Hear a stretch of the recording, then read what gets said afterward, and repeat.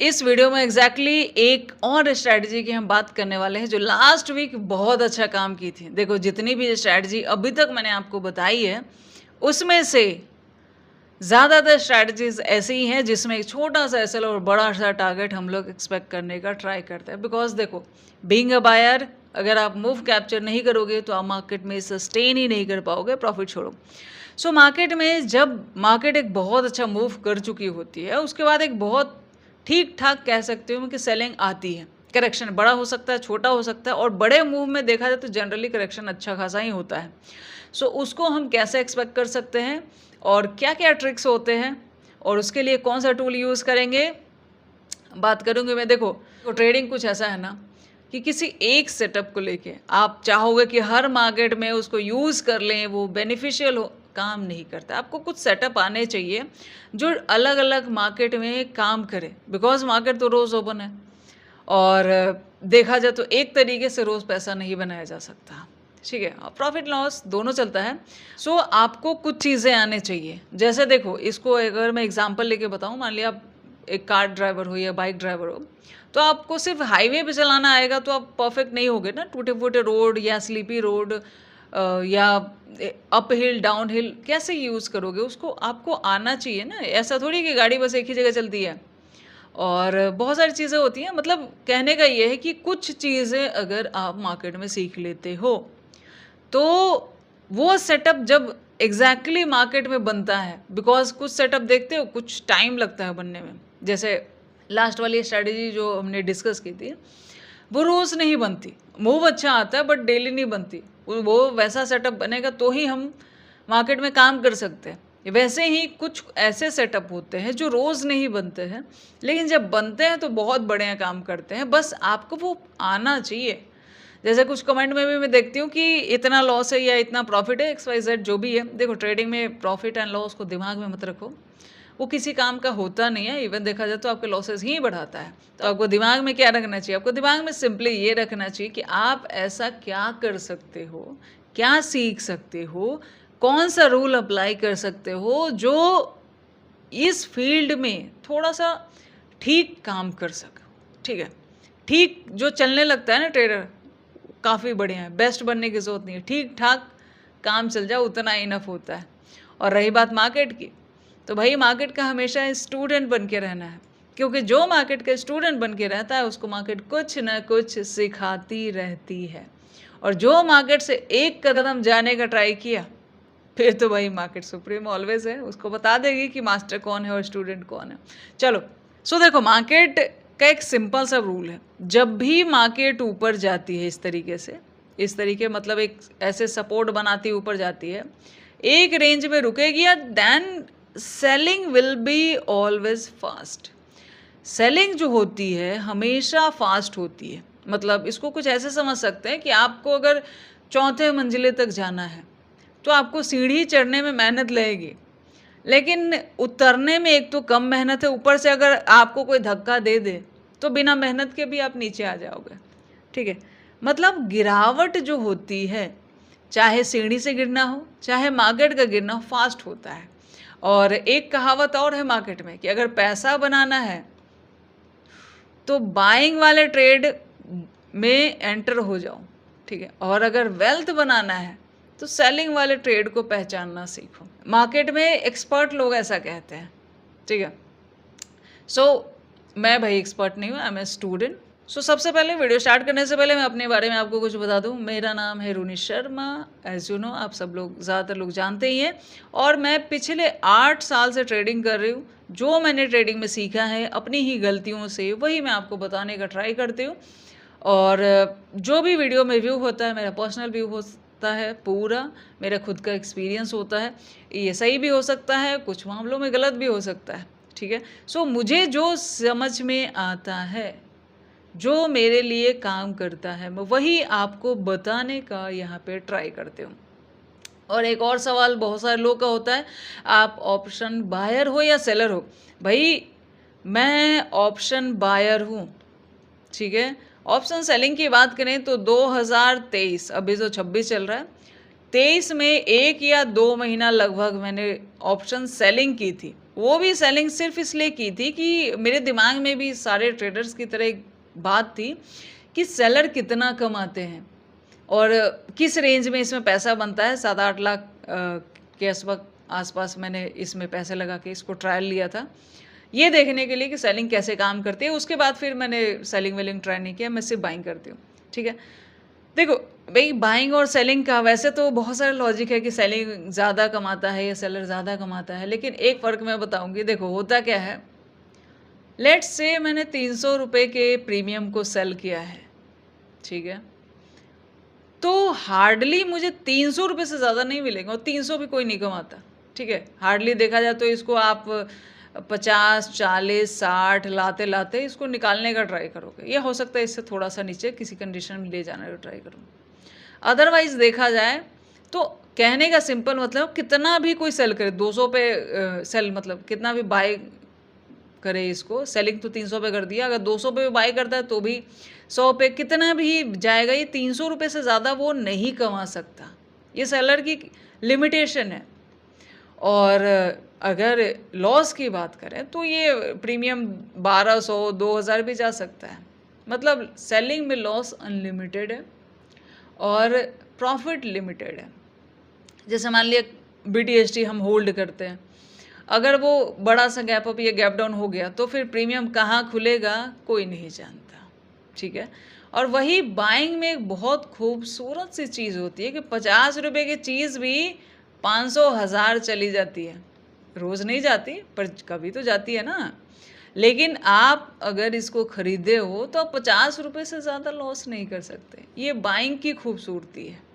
ठीक है, no doubt कुछ नेगेटिव पॉइंट भी है, लेकिन एक बाइंग की खूबसूरती है। सो मुझे बाइंग पर्सनली पसंद है। अब आते हैं यहाँ पे टॉपिक पे। देखो, जब किसी रेंज पे मार्केट उठ के चली जाती है तो एक किसी जगह से सेलिंग आती है। अब इस सेलिंग में होता क्या है, ठीक है, एक तो ये होता है कि मार्केट सबसे पहले तो यहाँ जो एंट्री ले रहे हैं उनको निकालने का ट्राई करेगी। चलो मान लिया फिर भी किसी ने यहाँ पे इधर एंट्री बना ली और उसको होल्ड किया, ओके।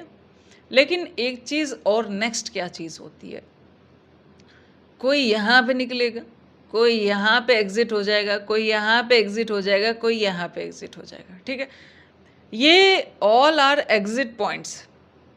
अब मुझे एक बात बताओ, एक perfect entry which is okay, ज़रूरी है, परफेक्ट एसएल आपका बैठ गया, लेकिन अगर आप इस टारगेट को, जो मार्केट बहुत अच्छा रन कर रहा है, अगर आप इसको होल्ड ही नहीं करोगे तो अच्छे से अच्छा मूव आपके किसी काम का होता है क्या? सो होल्डिंग इज़ मोर इम्पॉर्टेंट। ऐसा नहीं है कि सिर्फ एंट्री लिया और कहीं भी निकल गए, 1-2 कैंडल में निकल गए, हम खुश हैं कि आज तो कुछ बन गया।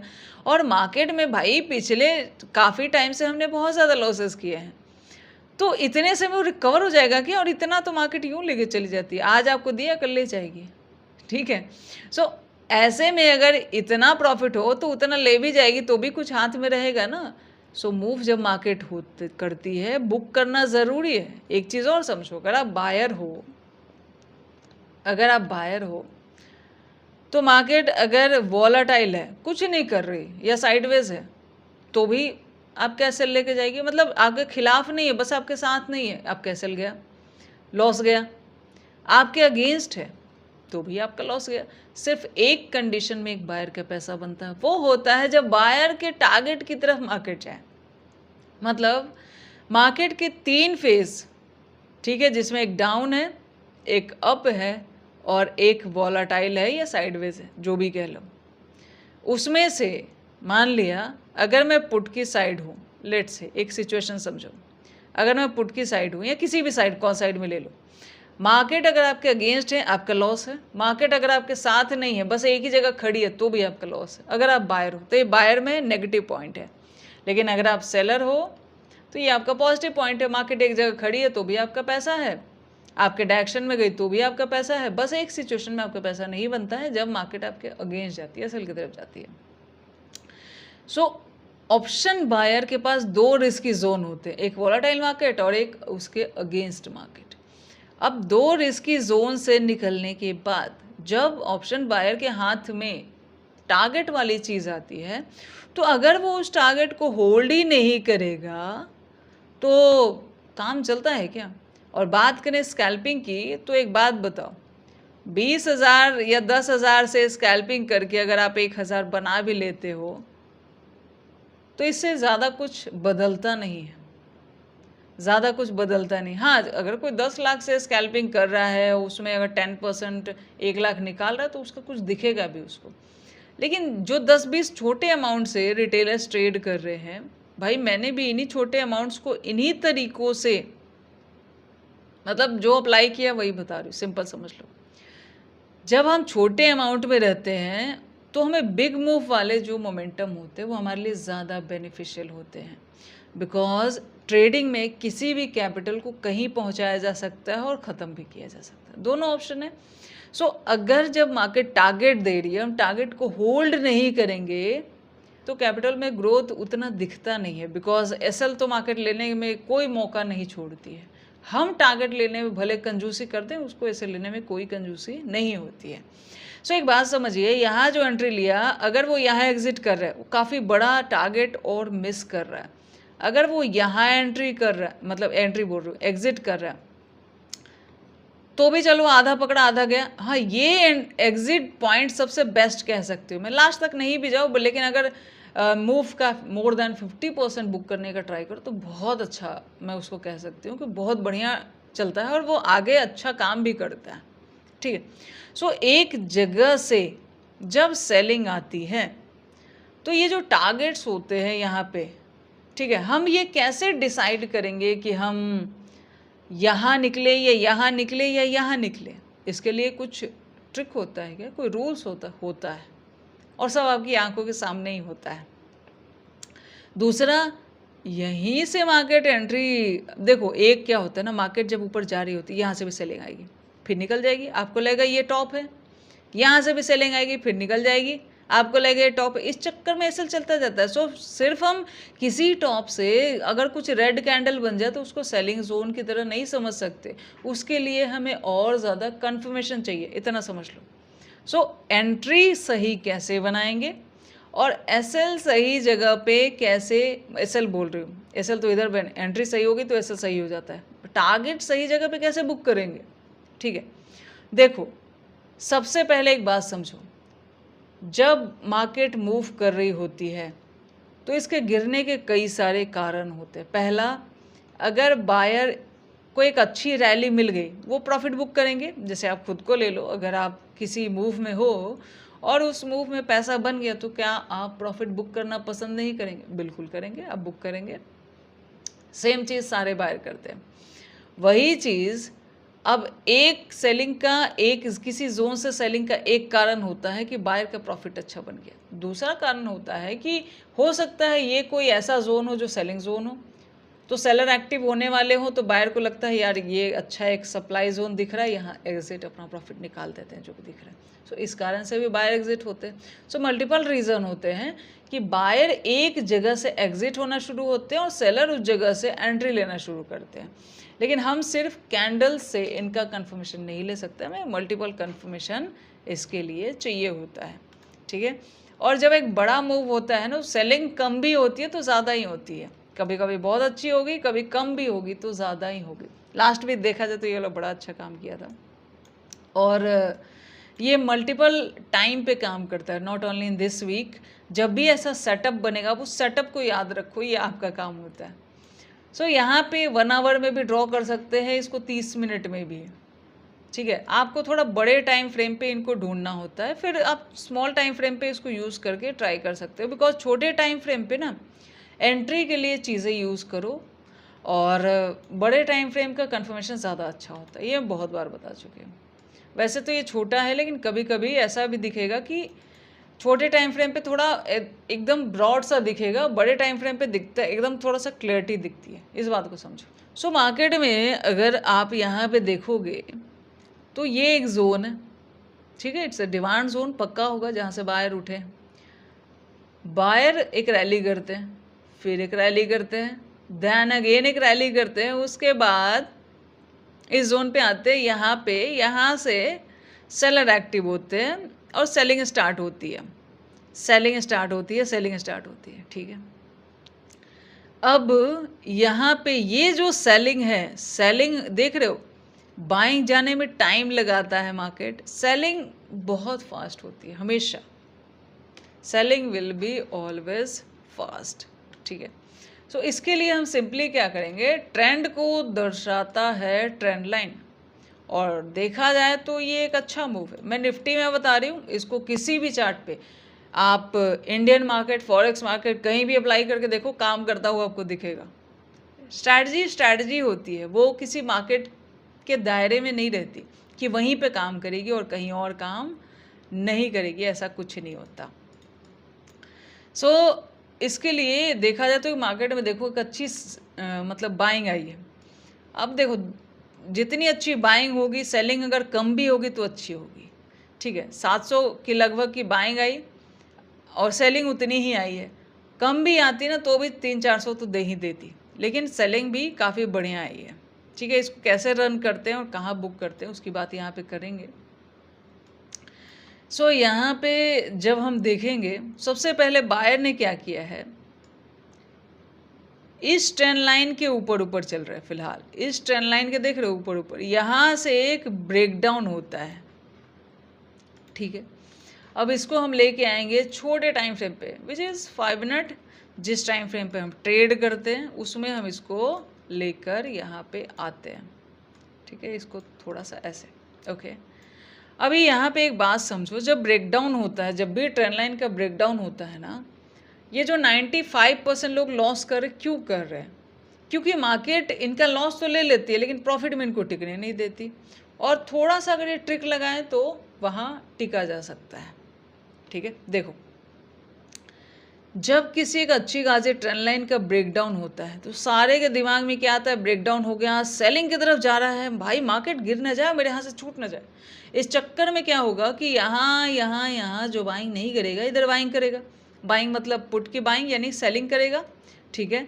इधर या इस जोन पे जो भी लेंगे, मार्केट क्या करती है, सिंपली ऊपर जाके इन सब का एसएल हिट करती है, उसके बाद वो सेलिंग करती है, मतलब आपको आपके ही ट्रेड से एग्जिट करवा दी और उसके बाद आपके डायरेक्शन में गई। अब ऐसे में क्या करोगे? देखो यहाँ मार्केट की गलती नहीं, और पहली बार ऐसा नहीं है कि मार्केट यहाँ से यहाँ आती है, इधर वालों का एसएल ली फिर यहाँ, ये फर्स्ट टाइम नहीं है भाई। मार्केट हिस्ट्री जैसे होता है ना कि हिस्ट्री रिपीट्स इटसेल्फ, तो वैसे ही मार्केट में चीज़ें लगभग पुरानी वाली ही रिपीट होती रहती है, नई वाली कम होती है। बस ट्रेडर उसको याद नहीं रखता, इसलिए उसको लगता है कि इस बार में फिर से ट्रैप हो गया, ये फिर से बच गया। उन रूल्स को लाइव मार्केट में याद करो, रट लो, कुछ भी कर लो, लेकिन आपको वो पता होना चाहिए तो ही वो काम करता है, ठीक है। सो ऐसे मार्केट में सिंपली कभी भी जब ट्रेंड लाइन ब्रेकडाउन होकर सेलिंग होता है, ये सेलिंग के लिए कभी भी कंसीडर नहीं किया जाता, इतना समझ लो। सो एग्जैक्टली क्या होता है, हम इसमें क्या करेंगे, अभी देखो ये जो 5 मिनट की पहली कैंडल आई, मैंने इस पहली कैंडल को मार्क किया। पहली कैंडल क्या है, ये रेड वाली, ये देख रहे हो जो ट्रेंड लाइन का ब्रेकडाउन हुआ उसके बाद जो पहली कैंडल बनी, मैं इसको मिटा के बताती हूँ ताकि इस कैंडल को बढ़िया से देख पाओ। ये वाली, ये जगह देख रहे हो जो रेड वाली वीक बनाई है, वीक बनाए या सीधी बने कोई भी, पहली जो कैंडल बनी है 5 मिनट टाइम फ्रेम, जैसे मैं 5 मिनट का ही यूज़ करती हूँ, 15 मिनट चाहो तो 15 मिनट यूज़ कर सकते हो, आपकी मर्जी है। सो इसमें क्या करेंगे कि हम 5 मिनट वाली पहली कैंडल को मार्क करेंगे, ठीक है, कर लिया मार्क। अब इसको थोड़ा सा ऐसे खींच दो, समझ गए। अब मार्केट इधर से अगर तोड़ के जा रही है, जहाँ जा रही है जाने दो, जहाँ जा रही है जाने दो, ये घूम के इसी रेंज में आएगी, इसी रेंज में आएगी, फिर नीचे जाएगी, और ये मैक्स टू मैक्स टाइम पे होता है, ठीक है। मार्केट आप बस इसका वाला रेंज ऐसे ब्रॉडली ड्रॉ कर दो, अब बस वेट करो, ये जाने दो नीचे, सबको बाय करने दो, मार्केट को घूमने दो, सबका एसएल लेने दो, इस रेंज में वापस आने दो, फिर आप एंट्री प्लान यहाँ पे कर सकते हो। तब तक कुछ नहीं करना, तब तक कुछ नहीं करना। इस जोन में आपको एंट्री प्लान करना है, और एसएल आपके मतलब इस जोन के जस्ट ऊपर आप रख सकते हो, इस ट्रेंड लाइन के ऊपर रखने की जरूरत नहीं है, इस रेंज के ऊपर रख सकते हो। यहाँ पे एसएल मतलब इस जोन में एंट्री और इधर एसएल प्लान कर सकते हो, और देन ये अच्छा एक टारगेट डिसाइड होता है और अच्छा टारगेट देता भी। टारगेट कैसे डिसाइड करेंगे वो भी मैं बताऊंगी। फिलहाल इस जोन्स में ऐसे जाते वक्त कभी भी एंट्री नहीं लेनी है, आपका मैक्स टू मैक्स टाइम पे मार्केट आपका ऐसे लेके जाएगा। अब सिंपली क्या करना है, इसको क्लोज करो थोड़ा सा। देखो एसएल तो हमने डिसाइड कर लिया, एंट्री डिसाइड कर ली, okay. Where is the target, कहाँ बुक करोगे, यहाँ यहाँ यहाँ यहाँ यहाँ, कहाँ बुक करोगे भाई? देखो हमने एंट्री कैसे ली, हमने इस ट्रेंड लाइन पे बेस पे ली। मतलब इस स्ट्रैटेजी में देखा जाए तो हमने एक चीज़ का यूज़ किया ट्रेंड लाइन का, उसी के कंफर्मेशन पे हमने एंट्री ली है। अब ट्रेंड लाइन ही हमें बताता है कि आपको टारगेट रखना कहाँ है। जिस स्ट्रैटेजी से आपने एसएल और एंट्री डिसाइड की, उसी स्ट्रैटेजी से आपको टारगेट डिसाइड करना है। रैंडमली कहीं भी निकलोगे तो मूव का फ़ायदा नहीं ले पाओगे। सो जहाँ जहाँ ये ट्रेंड लाइन टच हुई है उसको ऐसे मार्क कर दो इस तरीके से। बस जहाँ जहाँ ये ट्रेंड लाइन टच हुई है आपको उसको ऐसे मार्क करते हुए चलना है, बस इतना ही करना है, ठीक है? बस इतना ही करना है। जहाँ जहाँ इस ट्रेंड लाइन को मार्केट ने टच किया है हम उसको मार्क करते हुए चलते हैं, ठीक है? Okay, this one is also okay. Okay भाई, एक जगह फंसे रह जाओगे तो काम नहीं करती है। यू शुड नो कि कौन सी चीज़ कहाँ काम कर रही है। अब यहाँ पे देखो, ये जो बेस है, जहाँ जहाँ मार्केट ने ट्रेंड लाइन को टच किया है, ठीक है, यहाँ तो ब्रेकडाउन हो गया। अगर जहाँ जहाँ ये टच हुआ है ये आपके टारगेट्स एक तरीके के, ठीक है? अब देखो यहाँ पे भी इसमें कैसे होल्ड करना है, ये कैसे लेके चलना है, उस बात को समझते हैं। सबसे पहले आते हैं इस फर्स्ट टारगेट पे, बहुत छोटा है। इतने अच्छे मूव में 700 मार्केट चढ़ी है और इतने छोटे टारगेट सेलिंग में मैं लेके निकल जाऊं तो क्या मतलब बनता? कोई मतलब नहीं बनता। ये सारा मूव मिस हो जाएगा ना भाई, फिर क्या फ़ायदा सही एंट्री का? सही एंट्री ज़रूरी है, लेकिन सिर्फ सही एंट्री ज़रूरी नहीं होता, सही एग्जिट भी ज़रूरी होता है। सो यहाँ पे देखो, इसको कोई वैल्यू मत दो, इसको कोई वैल्यू देने की ज़रूरत नहीं है। इससे अच्छा मैं चाहूँगी कि घूम के मेरा ऐसे ले जाने, ले जा मार्केट। इतना छोटा प्रॉफिट बुक करके कर भी क्या लेंगे? बाकी ये अपना अपना चॉइस है। उसके बाद आता है ये सेकंड वाला, यहाँ पे 50% हम अपना कैपिटल निकाल सकते हैं। अगर मान लिया कोई 2 लॉट से भी ट्रेड कर रहा है, एक एग्जिट कर दो, एक होल्ड कर सकते हो, ठीक है? अब उसके बाद एक बात समझो, समटाइम्स मार्केट क्या करती है, यहाँ से जैसे यहाँ आई तो बहुत बढ़िया, दूसरा मार्केट क्या करेगी भाई, मार्केट की मर्जी है, यहाँ से घुमा के इधर चल देगी, तो भी आप एक लॉट का भाई 50% प्रॉफिट आपको रिस्क पे लगाना पड़ेगा। अभी आप पूरी तरीके से खाली नहीं हो, आपने आधा बुक कर लिया, तो आधे में इतना मंथन मत करो, अब इन टारगेट्स को चलने दो। सो आगे क्या करना है आपको, अगर ये इधर घूम के आता है तो ये जो टच हुआ ना फर्स्ट वाला, यहाँ पे ये जो फर्स्ट टारगेट की तरह में छोटा सा दिख रहा था, अगर इसके ऊपर जा रहा है तो इधर निकाल दो कॉस्ट टू कॉस्ट में। फिर ऐसा नहीं कि मार्केट घूम रहा है मैं इसे होल्ड करूँ, नहीं, हटा दो। इसके ऊपर जा रहा है अगर, तो वहाँ पे एग्जिट हो जाओ, ठीक है? वो बेस्ट रहता है। एक लॉट जो बचा, जो मतलब 50% कैपिटल, 1 लॉट 2 लॉट 10 लॉट जो भी हो। अगर ये मार्केट यहाँ नहीं जा रहा है, क्योंकि देखो अगर आप यहाँ पे होल्ड करोगे ना, आप इसका लगाओगे ना कि इसके ऊपर जाता है, तो इसके ऊपर ये जाता है 90% टाइम पे, यहाँ से ऐसे घुमाएगा फिर घूमेगा, यही करता है मार्केट, ताकि आपका डर यहाँ पे बना रहे। इसीलिए जो 50% तो मैंने बुक कर लिया ना, अब 50% का प्रॉफिट अगर मैं नहीं छोड़ना चाहूँ तो उससे आगे का प्रॉफिट मैं बुक नहीं कर पाऊँगी, सिंपल समझ लो। सो वो रिस्क में रखना पड़ता है।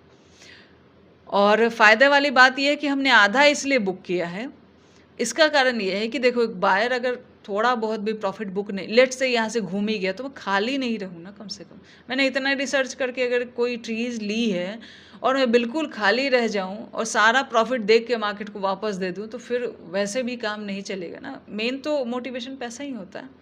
सो यहाँ पे हम सिंपली क्या करेंगे कि इस जोन में यहाँ पे हम 50% होल्ड करेंगे, और इधर आ रहा है, हमें डरने की जरूरत नहीं जब तक ये यहाँ नहीं आता, ठीक है? क्योंकि हमारी एंट्री तो यहाँ है, तो यहाँ पे आएगा तो हो सकता है हमें कॉस्ट टू कॉस्ट दिखे, ठीक है। सो यहाँ इस 50% को चलने देंगे। अब आप चाहो तो यहाँ बुक कर सकते हो, यहाँ बुक कर सकते हो। यहाँ भी बुक करोगे तो समझो कि आप 75% टारगेट लगभग बुक कर रहे हो। ये कम मूव नहीं है भाई, बहुत बढ़िया मूव है। लास्ट तक ले जाना है ले जाओ, नहीं ले जाना है थोड़ा सा छोड़ दो, कोई दिक्कत नहीं है। ऑलमोस्ट देखा जाए तो आपने काफ़ी अच्छा टारगेट बुक किया है। सो अगर मैं इसको ऐसे ड्रॉ करूँ, 500 का मूव है ये डायरेक्शनल, ठीक है। और यहाँ तक अगर लेके चलूँ तो मतलब 200 का मूव था, 220, 200, 233, 50% एंड देन 50% में यहाँ तक, ठीक है। यहाँ तक नहीं लाना है नहीं लाओ, अगर फ्लो में जा रहा है तो जाने दो, रुक रहा है हट जाओ, कर सकते हो इतना। बट इतना भी मैं इनफ कहती हूँ इसको, काफ़ी अच्छा मूव है। और ऐसे मूव अगर आप नहीं बुक करोगे तो मार्केट में काम चलता नहीं है एग्जैक्टली। और मार्केट में एक बात और मैं कुछ कमेंट में देखती हूँ, बहुत सारे ट्रेडर बहुत इमोशनली हो जाते हैं चीज़ों को लेके। इमोशन ना, मार्केट आपके इमोशन का ही फ़ायदा उठाता है। हमारे अंदर अगर हैबिट्स की बात करें, जैसा माइंड का प्रोसेस होता है ना, हम लोग नेगेटिव चीज़ें जल्दी एक्वायर करते हैं। मतलब हमें यूँ समझो कि बुरा बनने के लिए मेहनत नहीं लगती, अच्छा बनने के लिए मेहनत लगती है। अगर मार्केट में अप्लाई करूँ तो मार्केट में अगर देखोगे तो मतलब ये समझो कि आपको किसी भी ट्रेड को होल्ड करने के लिए कॉन्फिडेंस चाहिए, ठीक है। खुद को मोटिवेट करना पड़ता है, खुद को रूल्स बताने पड़ते हैं, खुद पे भरोसा करना पड़ता है, आपको एफर्ट लगाना पड़ता है किसी भी ट्रेड में एंट्री के साथ। उसकी होल्डिंग अगर करनी है, एग्जिट होने के लिए एफर्ट नहीं लगाना पड़ता, ओवर ट्रेडिंग के लिए एफर्ट नहीं लगाना पड़ता, एसएल लॉन्ग होल्ड करने के लिए एफर्ट नहीं लगाना पड़ता, मतलब उल्टी चीज़ों के लिए एफर्ट नहीं लगाना, सेल्फ डाउट के लिए एफर्ट नहीं लगाना, डर बैठ रहा है उसके लिए एफर्ट नहीं लगाना। तो यूँ समझो कि आपको खुद को अच्छी चीज़ों के लिए पुश करना पड़ता है। ये साइकोलॉजिकल होता है और ये हर किसी के साथ होता है। सो ये एफर्ट तो खुद के साथ लगाना ही पड़ता है अगर हम लाइफ में कुछ करना चाह रहे हैं या चीज़ें देखते हैं। इतना इजी नहीं होता भाई जितना दिख रहा है कि कैंडल्स और चीज़ें। ये रूल्स अगर हम याद रखते हैं तो जो हमारे इमोशन होते हैं ना, इमोशन को रूल्स ही कंट्रोल करते हैं। सो देखा जाए तो ये रूल्स हम खुद के लिए बनाते हैं और खुद ही फॉलो करते हैं ताकि हम खुद में थोड़ा सा अच्छा कर सके। बात बस यही है। और ट्रेडिंग में बस ठीक ठाक चलने की ज़रूरत है, बेस्ट बनने की ज़रूरत नहीं है। That is okay. All the best, thank you. बाकी आप लोग खुद समझदार हो। सारे ट्रेडर मतलब यूँ समझो कि ट्रेडर होना आसान नहीं है। एक ट्रेडर 6 घंटा स्क्रीन पे बैठता है और दिमाग में 100 तरह के बवाल रहते हैं, फिर भी शांत बैठा रहता है, दूसरों को शांति दिखता है। इतना इजी नहीं होता being a trader. So all the best, thank you. इस वीडियो को यहीं बंद करते हैं। बाकी आप लोग खुद समझदार है, खुश रहिए, हैप्पी रहिए, ट्रेडिंग में लर्न करते रहिए और धीरे धीरे आगे बढ़ते रहिए।